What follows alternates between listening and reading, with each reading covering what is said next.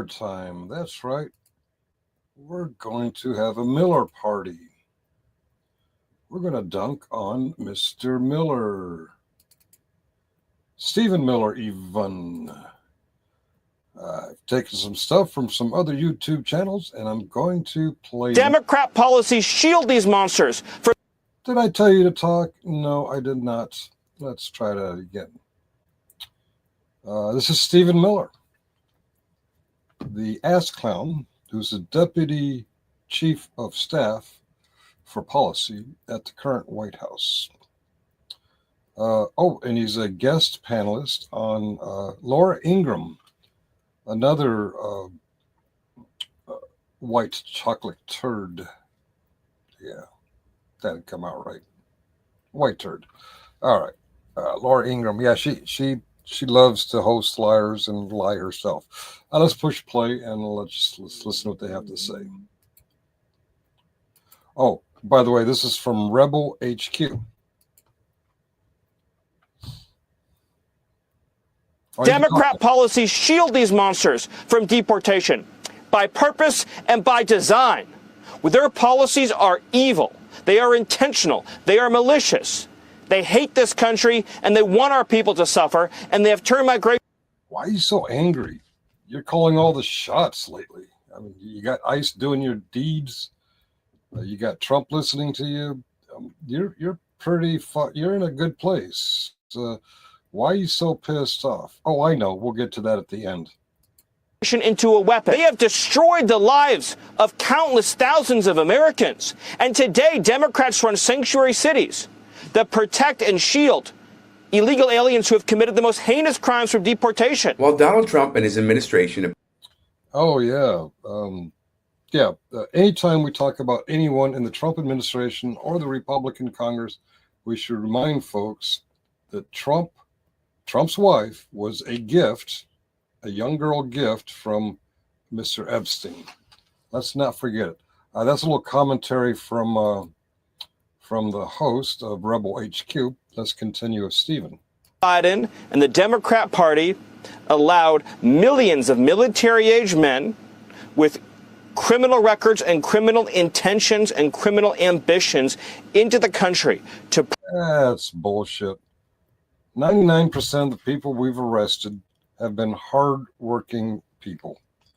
And some of them have been Americans. Some of them have been legally working in America.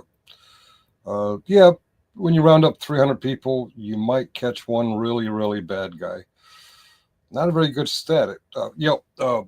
The Biden administration, take any 6 months of the Biden administration, he deported more illegal immigrants than this last 6 months. And from the time he was inaugurated to the time he left office, any 6 month period, more illegal immigrants were deported, and all of them were actually hardened criminals. And when I say hardened criminals, I don't mean people who trespassed into the country. I'm not talking about people who illegally crossed the border or stayed in past their visa.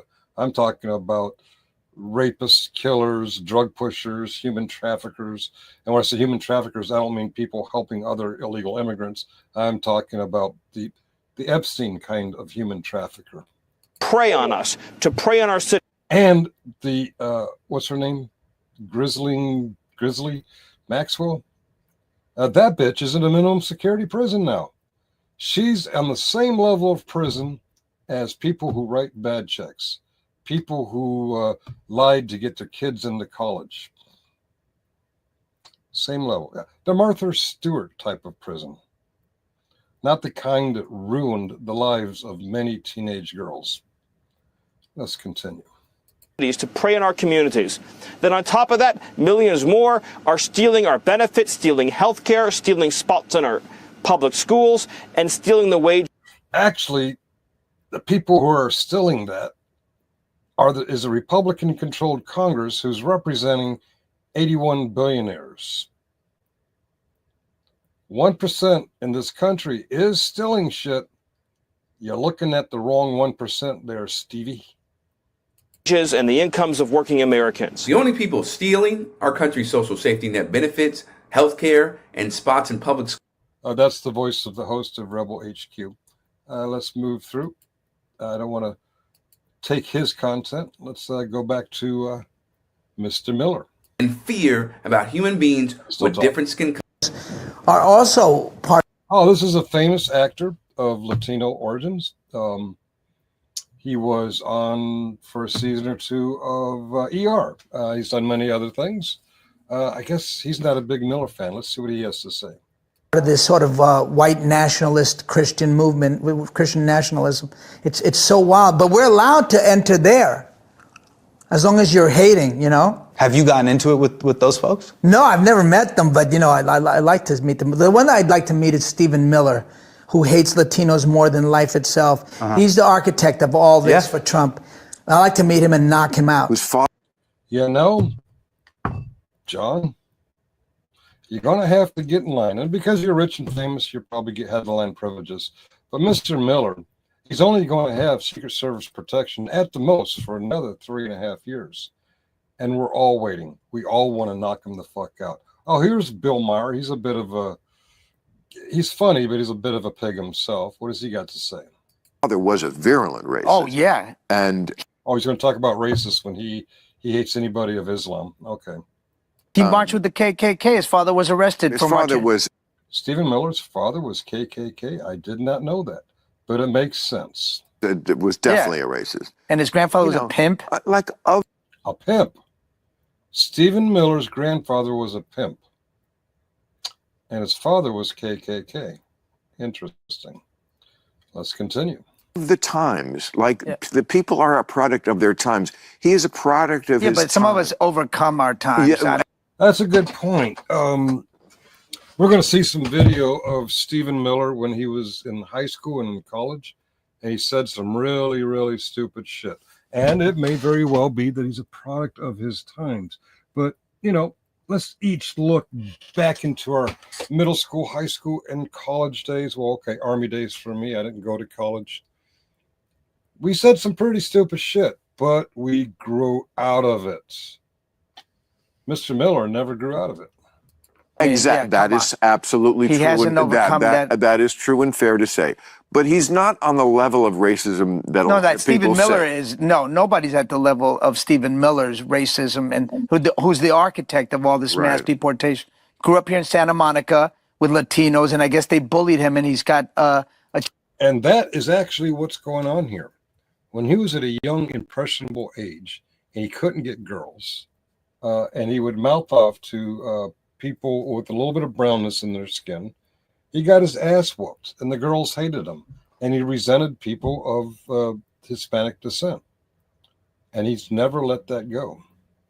chip on his shoulder over that. John Leguizamo is absolutely correct. That's the host again. I don't want to steal his commentary. He's got some good commentary, but I want my thoughts to be original. Okay, who is this guy? He looks familiar. Let me back up a little bit more. All right, well, it's kind of hard to control, so I'm going to play it from here. Meticulously crafted to spread and promote white supremacist ideology. Yeah. But here's the other thing. John Leguizamo is far from the only person to share the same feelings for Miller. I don't know Okay, this guy too. anyone personally that if you took Stephen Miller isolated and you played a clip of the things that he says and his little physical demeanor. Oh, I love it. Look, yeah. Obviously, that's doctored. He's little in the minds, but I don't think he's quite that little in person. And not be able to say, there's something up about that mother. What are your thoughts on Democrats saying that Republicans are weird? It was a tremendous victory for President Trump. It was an incredible night. Victory Obviously, he's not going to answer the question. on immigration, victory on the economy, victory on inflation, victory on Afghanistan, victory on Ukraine. Really an incredible night for President Trump where he laid out his vision to the American people and really made her own the record of the last 3.5 years. You evaded the weird question. I don't want to harp on the weird thing because, you know, a lot of people have called you weird before. And harping on it right now. But even before Tim Walz said it, like a lot of people have been calling you weird. Nothing's weirder than How do you respond to that? People saying that you make them a little uncomfortable and that people kind of get uneasy when they're around you. Nothing's weirder than giving tampons to boys, as Tim Walz did. Tampons to boys. Yeah. Actually, that's actually not true. That it was fact checked. That's actually not true. Anyway, so that's not true. We fact checked it, and he does make people very uncomfortable, and I was very uncomfortable when I talked to him. And you should take a shower after that. Close proximity to Mr. Miller. That's a nasty motherfucker. It might have gotten on you. All right, let's move on. Stephen Miller's hateful views really revealed that he's a thin-skinned, weak, insecure, especially if he does. We're not a barbaric people. We respect life. This is when he's in high school. Therefore, torture is the way to go. Because torture, people can live. Torture is a celebration of life and human dignity. Torture is a celebration of life and human dignity. And he hasn't grown out of that thought process. We need to remember that as we enter these very dark and dangerous times in the next century. And I only hope that many of That's dark and dangerous because you grew up to have a lot of power in the White House. That's pretty fucking dangerous. my peers and people who will be leading this country will appreciate the value and respect that torture shows towards other cultures. Am I the only one who is sick and tired of being told to pick up my trash? Well, I don't think you're the only one, but you're clearly in a minority yourself. Most human beings, by the time we're old enough to grow facial hair, we pick up our own trash, you know? And we have plenty of janitors who are paid to do it for us. When I watch those old Stephen Miller clips from his youth, terrible and other people, he talks about aspects of his personality. Stay in this country. Americans have powered this country for 2.5 centuries. Nobody voted to turn Los Angeles, what was once one of the crown jewel cities of Americans, into a third world failed city. It is. And it's not a third world failed city. It's quite the thriving metropolis. It has issues like any other large city. But hey, dude, you live in Arlington, Virginia. Should I dox them? No, I'm not going to dox them. You live in Arlington, Virginia. Tell me we don't have issues in Arlington. Okay, let's continue. So dangerous right now for our country to have someone like Miller have influence, but also because of what those bumbling idiot who, well, in Stephen Miller's case, he has a lot of power and he has a lot of influence. Mm-hmm. So when he speaks, you can understand why people are worried about of this fucking because of the position. Okay, I missed something. Let's go back a little bit. It was when he was on stage of Laura. Okay. Right about there. And character that he's parlayed into quite the powerful political and character Of the Empire State Building being constructed. There it is. If I can key into these videos. 704. All right. Well, we'll deal with 9 seconds. right? And character that he's parlayed into quite the powerful political career. If you look at photos of the Empire State Building being constructed in record time, by the way, you don't see there are any illegal aliens. You don't see any illegal aliens in the pictures, the pictures, mind you, the pictures that nobody who are in are currently alive, of the construction of the Empire State Building. Now, that's a very tall building in New York City. There are now taller buildings. For a short while, it was the tallest building in the world, I believe, at least the tallest building in America. All right. It was built in the 1930s, I think. Yeah. No, 20s, 30s, 20s. It was built a long time ago. It was built before any legislation was passed that marked a person as illegal, undocumented. We didn't have those terms, but we did have people who were here without official permission. In fact, if you go up to New York State, up there, way up north on the St. Lawrence River, there's an Indian reservation. It's called the St. Regis Indian Reservation. It is the reservation of the current day Mohawk Indians. You may remember Mohawk Indians from history. They had a lot of New York State, New Hampshire, Canada.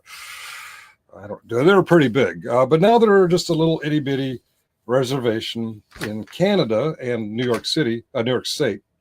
In fact, they have a very famous fire department that says "Serving Three Nations" because they respond to fires in Canada, in the United States, and St. Regis, which is a little nation of its own, the Mohawk Nation. They also have a memorial there for the workers who worked on the Empire State Building. The largest demographic of construction workers working on the Empire State Building were Canadian Mohawk Indians. So let's talk about more. There were no illegal immigrants working on the, okay. You look at the photos of us landing a man on the moon, you look at the NASA control room, you don't see any photos of illegal aliens. And he is correct again. The Nazis who were imported to help us with NASA, they weren't here illegally. They were brought in by our own government. Nazis, your people, Stephen. I know you have Jewish heritage, but like a very small segment of German Jews, you actually became a Nazi. Your father became a Nazi. Your grandfather was a Nazi. And the Nazis that helped NASA get to the moon, you don't consider them illegal aliens because, technically they weren't. They were allowed to be here. They also genocided many of your ancestors. Fuck nugget. Americans built this country. Americans sustained this country. Americans have powered this country for 2.5 centuries. And the Chinese built the railroads, and the Irish did the coal mines and the policing force, and blah, blah, blah, yada, yada, yada. America was built in its current form by immigrants. That's a good pause face for you, Stephen. Nobody voted to turn Los Angeles, what was once one of the crown jewel cities of Americans, into a third world failed city. It is so dangerous right now for our country to have someone like me. All right, we're going to move on into another YouTube channel. I forget the name, but they're going to announce the name. Hysteria, that's it. All right, Hysteria. All right, here's some more information about Mr. Miller. Let's back it up just a little bit. Okay. I just hate. Welcome to another episode of This Fucking Guy, the show where What a great name for a show. This Fucking Guy. All right. we choose one fucking guy making America worse and explore Marjorie Taylor Greene made This Fucking Guy. Let's not cover that right now. the reasons they suck. I'm Erin Ryan, host of Crooked Media's Hysteria podcast. And this time, I'm delighted to be joined by Crooked Media's Julia Clare, co-writer of This Fucking Guy, who many of you will remember from our 3-part series on Donald Trump. Hi, Julia. Hi, Erin. Thank you so much. I am a glutton for punishment. This episode's subject is one that, as you can see, many of you Steve double feature Miller and Bannon.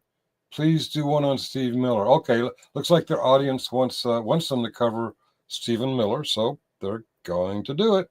Have been clamoring for, much in the way that a mob of angry townsfolk would clamor for Dracula to emerge from his castle after he kidnapped and exsanguinated one too many of the town's preteens. Well, that wasn't Dracula, that was Trump and Epstein. Okay, I get your point. Put down those pitchforks because we're bringing out that MAGA Nosferatu this month, Stephen Miller. A man who has never won an election in his life and has the charisma of a toilet rat, but never... A toilet rat? Oh, that's a good one. Toilet rat. I'm going to use that. Nevertheless, has been forced on us like male Instacart shoppers or Adam Levine. The sight of him evokes the feeling of opening up the kitchen trash the day after somebody cleaned out the fridge. Like a giant broccoli farted in the bin. Oh. Face so punchable that he's not allowed to attend boxing matches lest he distract the fighters. Like many subjects of This Fucking Guy, Miller is a Trump gadfly, but unlike many... Did they write this down or are they just that witty? This is some good shit. All right, let's continue. Many previous subjects, Miller seems to actually believe what he's saying, or at least he wants us to believe that he believes what he's saying. A sad thing is a lot of Americans actually believe his bullshit. The number is shrinking, but a lot of Americans. Because, as he's alluded to in at least one interview, triggering the libs with his bad opinions is the only thing that gives his life meaning. But I cannot stress enough that despite the fact that he tries very hard to shock people, the overall effect is tiresome. The story of Stephen Miller is one of an unremarkable man, not good looking, medium smart, sexually repellent, not funny, who... So not exactly what they call him, alpha male. In fact, we're going to get into that too in a little bit. If you follow, we don't hear a lot about Stephen Miller. We hear a lot about ICE and Donald Trump and Epstein and Melania and Trump's perversions and Trump's being against Ukraine before he was for Ukraine. We hear a lot about Trump parking 2 nuclear subs so close to Russia that we're very close to a nuclear war right now. But we don't hear a lot about Mr. Miller. So that's why I thought I should cover it. And some other YouTube channels already have. So much bigger YouTube channel. So I'm probably not going to move the needle much.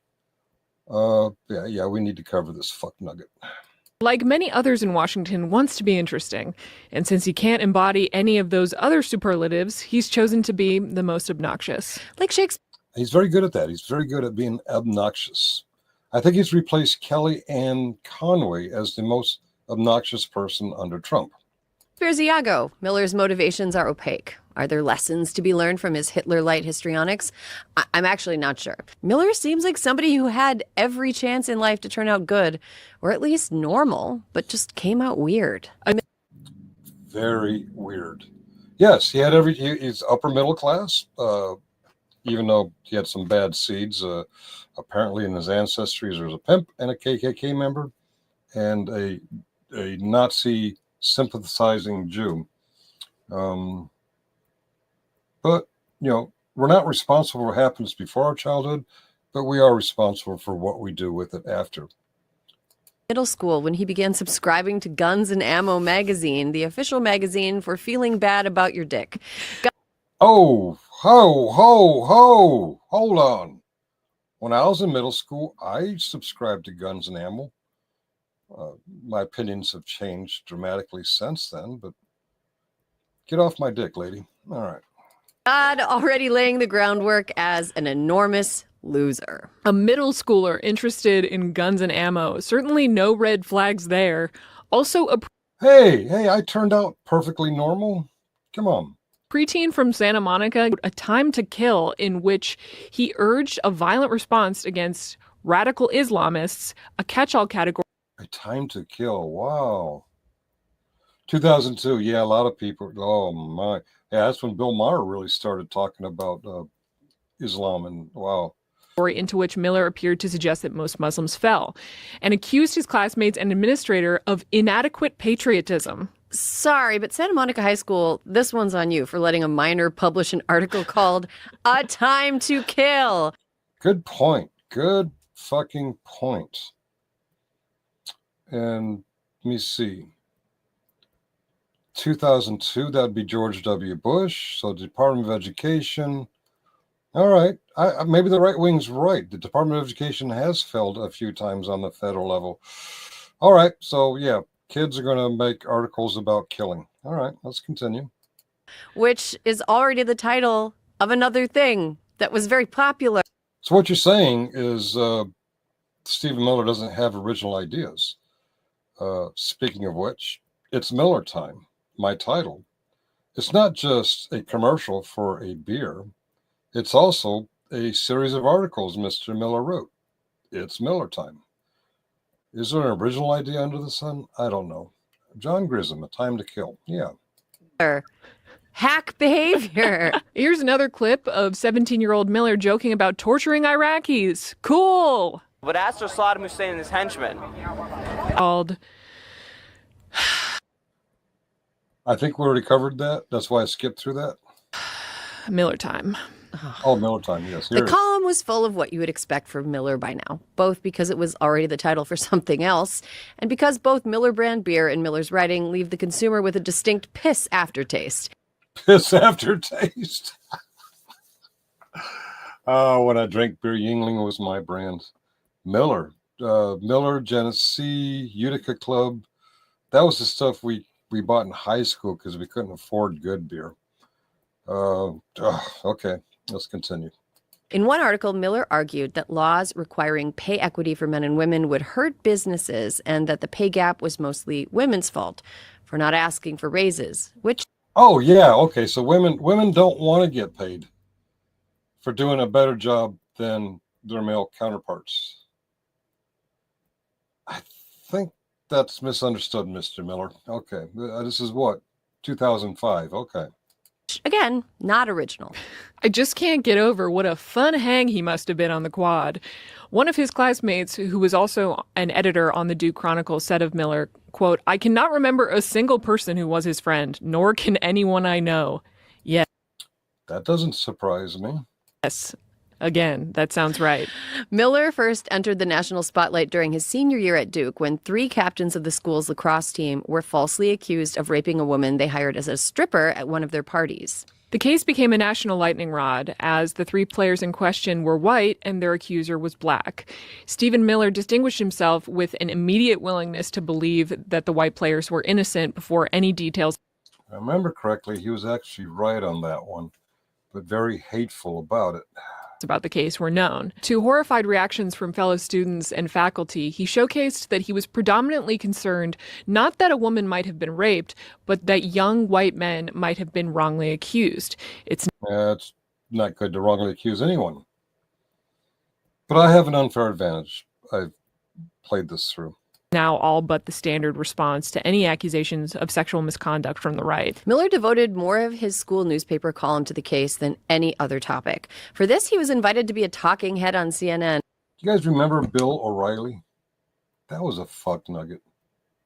Do you remember after 9/11, a bunch of charities started special funds in the wake of 9/11?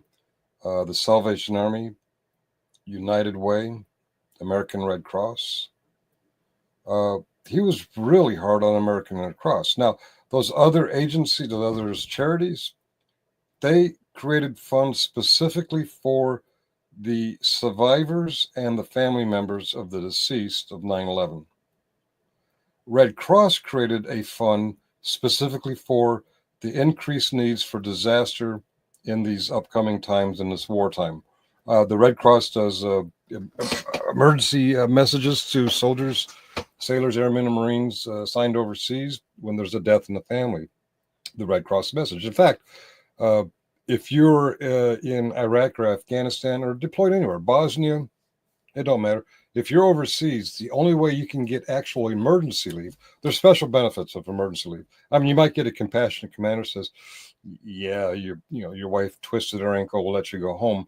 That's not emergency leave. Emergency leave requires a Red Cross message and the commander's consent. Despite all this, Bill O'Reilly went after the Red Cross, ignoring Salvation Army and United Way, whose special funds after 9/11 were specifically to pay out survivors and the family members of deceased. And he didn't touch those other 2. He also said a lot of stupid shit back in the day. But here he is, one racist posting another racist. As well as 2 of Fox News' most popular shows, respectively hosted by Bill O'Reilly and Nancy Grace. Well, you have a situation here where, like a lot of college campuses, you have this segment of professors that's very powerful and very, very far to the left. And for the first time, a lot of students... When he says very far to the left, he means educated. And in a way, the American public at large saw the depths and the ferocity of that radicalism. Despite the fact that the case fell apart within 6 months, all charges were dropped, the district attorney was disbarred, and each player received upwards. In a very rare case, Stephen Miller was correct, but the way he went about it was nasty. Of $20 million in settlements from both Duke and the city of Durham. The Duke lacrosse case is still invoked by American right-wingers 20 years later. I'm not saying what happened to those 3 players wasn't traumatic. It clearly was. But from modern conservative rhetoric, you would think that they received the same unimaginable cruelty as the 5 black teenagers. Somebody asked for these guys to be sentenced to death. You guys remember who that was? Wrongly accused of rape in 1989, who became known as the Central Park Five, now the Exonerated Five. You know, the ones Donald Trump called to be executed by the state. Donald fucking Trump. Who were forced to spend their entire young adulthoods behind bars. Yeah, and any false accusation of a crime as serious as sexual assault is awful. But the fact that the right-wing media doesn't seem to make a peep when the accused aren't privileged white boys tells me that the issue they really... And watch the GOP, that's guardians of pedophiles. Look how they're being so nice to Maxine Griswold, whatever her name is. That bitch who trafficked young girls for Trump and Epstein. care about isn't justice. It's something else. And Horowitz got him a job as press secretary for then Minnesota Congresswoman Michelle Bachmann. Ah! Jump scare. E-bagger. I haven't heard that name in years. You remember Michelle Bachmann, don't you? The Tea Party psycho who claimed the HPV vaccine causes mental retardation. I'm so sorry. This anti-vax shit, it's not just for COVID. It's been out there for a while. Sorry. Accused Huma Abedin of having ties to the Muslim Brotherhood and called Disney's The Lion King gay propaganda. Like Scar. Correct me. Didn't the Lion King fall in love with a girl lion? I don't know. Scar is definitely a bitchy queen. I'll give her that. Yeah. But the Lion King isn't even bi-coded to me. It's hetero. It's totally hetero. Yeah. In 2009, Miller met, in many ways, his nativist soulmate when he began working for Alabama Senator and living Confederate statue Jefferson. You guys remember Jeff Sessions, one of the many, many, many, many right-wing heroes that if you ask them about now, they hate him as much as we warned them that they would. I'm waiting for that to happen with Trump, but it's happened with Bush and Cheney and Sessions and who's the late guy from Arizona, John McCain, Ryan, Paul Ryan, that's the one. You name it. A former Republican hero that we warned them about. Now they hate as much, or maybe even more than we do. Jeff Sessions. Yeah, let's hear more about Jeffrey. Beauregard Sessions. The senator whose actions and face demand that we ask the question, what would it look like if an elf on the shelf joined the KKK? Oh. I'm sorry, I know. He always just seems to pop up like a ghost from the Battle of Gettysburg. In the spring of 2013, a bipartisan group of 8 senators had drafted a bill that offered increased security at the U.S.-Mexico border in exchange for a path toward citizenship for undocumented immigrants living already in the U.S. The bill looked all but certain to pass. To say that Stephen Miller and his boss were ripshit about this legislation was an understatement. The two men were completely incensed at the prospect of any compromise whatsoever on immigration. Miller called Hill reporters and other congressional offices round the clock to blunt the measure. Thanks in part to his relentless lobbying, the bill died. By that point, Miller had an established reputation in the halls of Congress, known for his brazenness, his enormous forehead, and smoking like a chimney. Ugh. Enormous forehead. Almost verbatim, immigration policies recommended by far-right think tanks like the Federation for American Immigration Reform, which was founded by noted eugenicist and white supremacist John Tanton. Oh, connect the dots. Races of a feather flock together. Those white nationalist accusations were becoming increasingly difficult to evade. A 2019 report from the civil rights nonprofit, the Southern Poverty Law Center, exposed more than 900 emails Miller had sent to a Breitbart editor over a 15-month period. Wow. Talk about gay attraction to Breitbart. 900. Wow. Okay. Between 2015 and 2017. 900 emails? Log off, my dude. In the emails, Miller urged Breitbart writers to aggregate stories that highlighted crime committed by immigrants and non-white people and directed them to his favorite white supremacist journals like the aforementioned American Renaissance and V-Dare. Other highlights from the leaked emails included Miller being pissy that Amazon removed Confederate flag merch from its marketplace after... Geez, Miller, I'm sure you can find a Confederate flag. They're flying everywhere. You don't have to go to Amazon.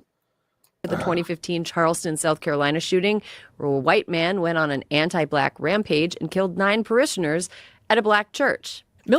Yeah, but we want to cover the black on white crime, right?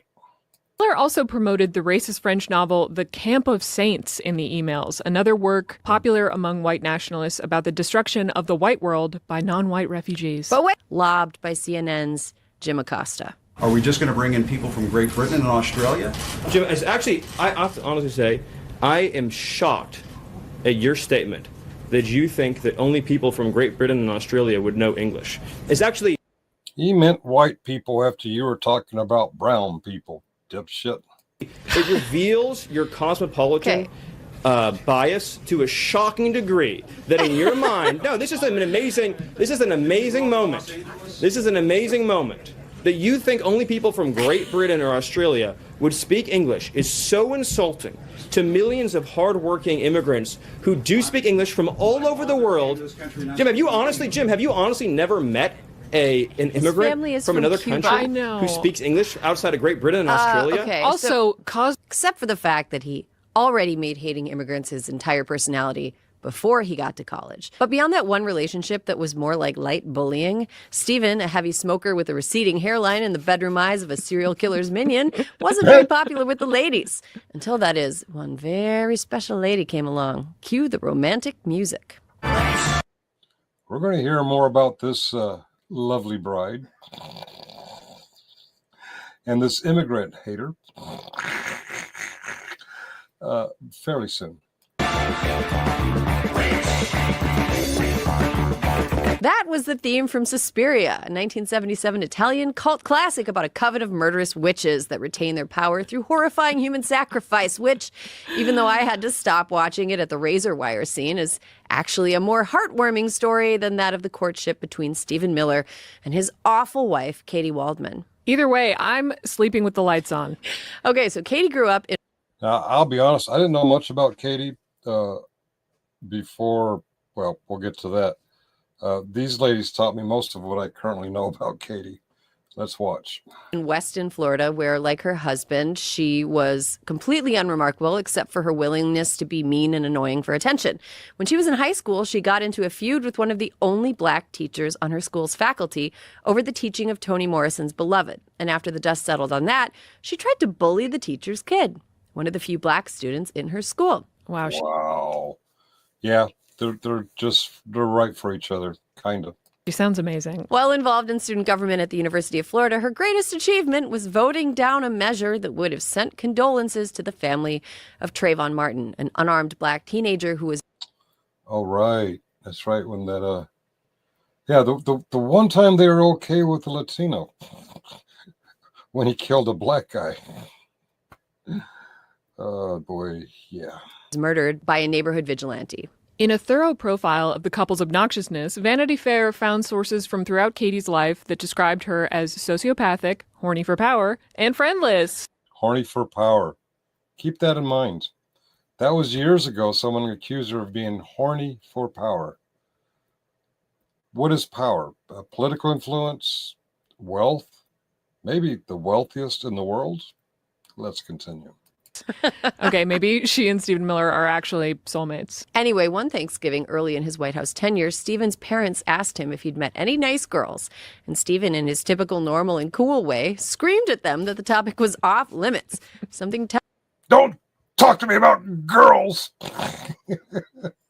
tells me that that's not the first Thanksgiving meal that Stephen Miller has stormed away from.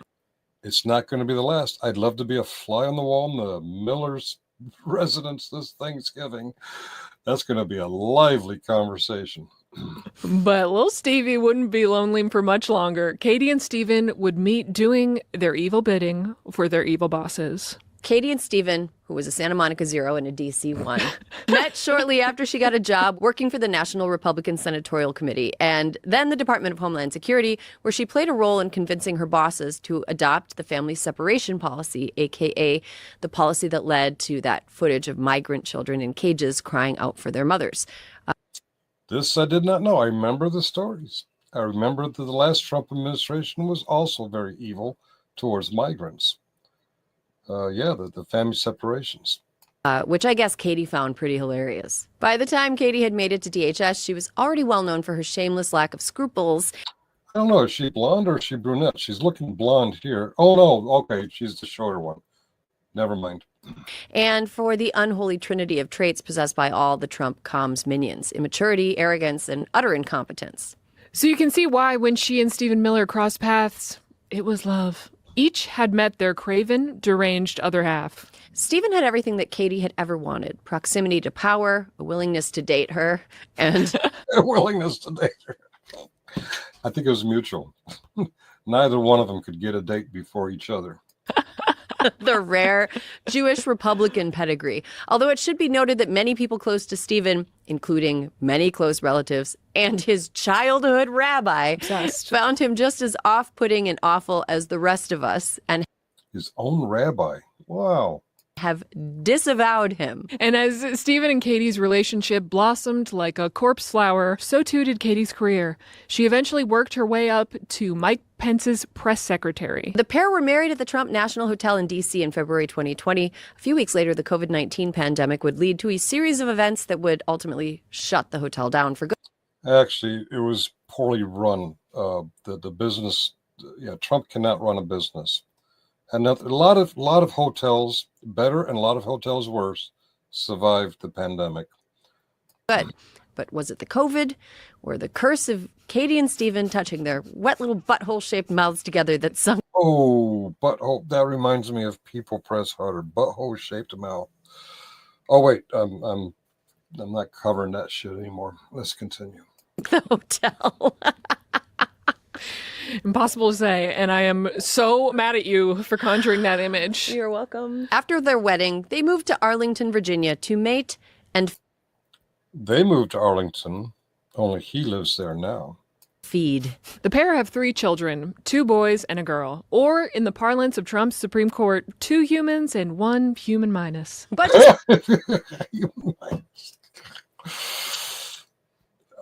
that's not my opinion. It's not even their opinion. That's the Trump administration's opinion. because Trump and Mike Pence were voted out of office and suffered a now famous public breakup in the wake of that election loss, that doesn't mean Stephen hung back in Arlington to rest on his fascist laurels. In between getting his wife pregnant an upsetting number of times in quick succession, he was laying the groundwork for the next Trump administration. During the hopeful ellipsis between Trump administrations, Miller was busy humping his favorite chicken, illegal immigration. You'd think a guy would get bored with harping on the same scare phrase for literal decades. At this point, it's like seeing the same horror movie so many times you start noticing the shots that accidentally capture the boom mic. And so Stephen Miller basically built the modern version of the right-wing narrative around undocumented immigrants causing... Oh, look at that.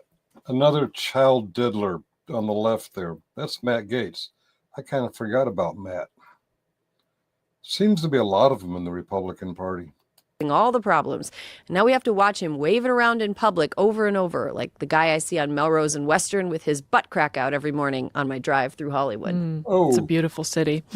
In addition to yammering on about immigration on every bad right-wing podcast you've heard of, and some you haven't, Miller has been busy with America First Legal.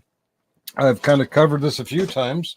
If you scour through my older videos, the address was a 300 or 301 Independence Avenue, Southwest, D.C. It runs at an angle from Pennsylvania or Capitol, I can't remember. Well, America First Legal is the office, the one-room office, is at the same building. It's a German-American friendship building from way back when. It's owned by Mark Meadows and the Freedom Caucus and a few other organizations, and the post office box for fighting America First Legal is just about a block away at a UPS store. That's right, a UPS store. They can't even get mail delivered to this place. I took my cameras there a few times. They didn't like it very much.